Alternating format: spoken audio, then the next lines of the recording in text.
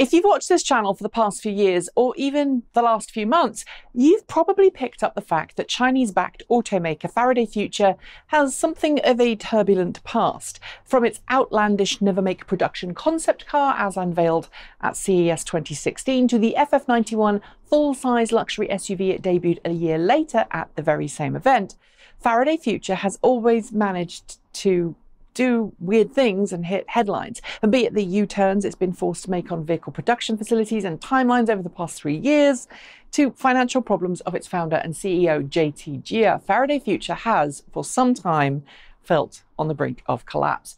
To be frank, that's always felt like Faraday Future's normal state, with many of its posts on social media, not to mention its lavish reveal events, feeling like they were more for the benefit of wealthy Chinese investors than they were for anyone else. And for some of the claims that have been made about the FF91 and what it will have always felt a little far-fetched for a startup that's essentially new in the world of cars. But earlier this year, Faraday Future seemed to turn a corner. It put the scuppered plans for a brand new production facility north of Las Vegas to one side and announced it had a new production facility in Hanford, California. It ended up securing a massive $2 billion investment from Chinese-backed company Evergrande Health, which in turn is operated by China's third richest man. Times were good. At least they seemed that way. Faraday Future finished construction of its Hanford production plant and readied its production line. And then it celebrated the first body-in-white production on its new line, something that's very important in vehicle production. Shortly after, it published a video of its first Hanford-made FF91 pre-production prototype being finished. I even made a video on this channel, the link's right here if you want to watch it, asking if Faraday Future would prove its skeptics wrong and bring its $300,000 oh so expensive luxury sports SUV to market. At the time, while the FF91 is far from affordable, I postulated that maybe, just maybe, it could. But drama, it seems, was going on behind the scenes. Drama which involved its founder JT Jia, that $2 billion investment from Evergrande Health, and a coup that may be taking place at the company. According to various reports, Evergrande Health recently engaged lawyers to defend itself after JT initiated arbitration in October at the Hong Kong International Arbitration Centre. The allegations made against it? That it had not injected additional funds into Faraday Future following its initial $800 million investment, despite JT Jia and Faraday Future meeting all of the required conditions of the investment that were agreed as part of the initial deal. JT also claims that Evergrande Health is withholding payments because it's trying to obtain Faraday Future's intellectual property. At the same time, he says the company is preventing Faraday Future from accepting financing from other sources.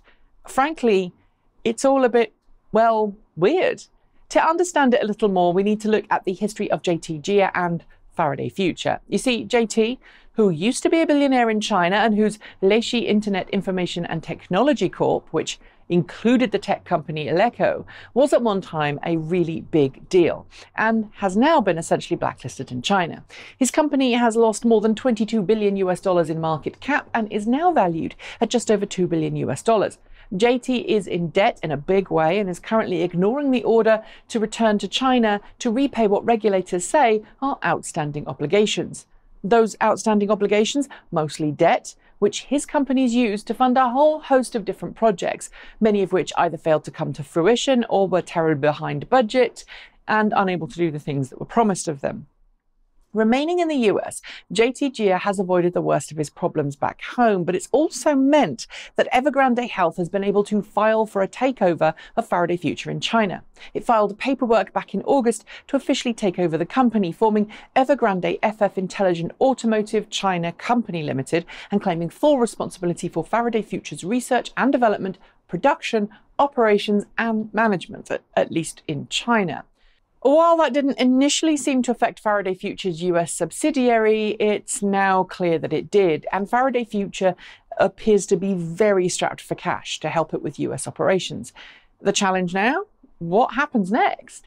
Faraday Future is putting a brave face on things and maintains that it will be beginning deliveries in the first half of 2019 for the first production versions of the FF91.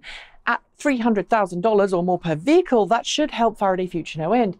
But if money really has dried up, it's not clear if it really has or hasn't. And with this ongoing power struggle, it seems likely now that those skeptics were right all along.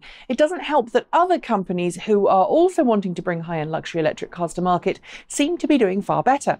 Take Lucid, for example, which recently received a massive $1 billion plus cash injection from the Saudi Arabia Public Investment Fund.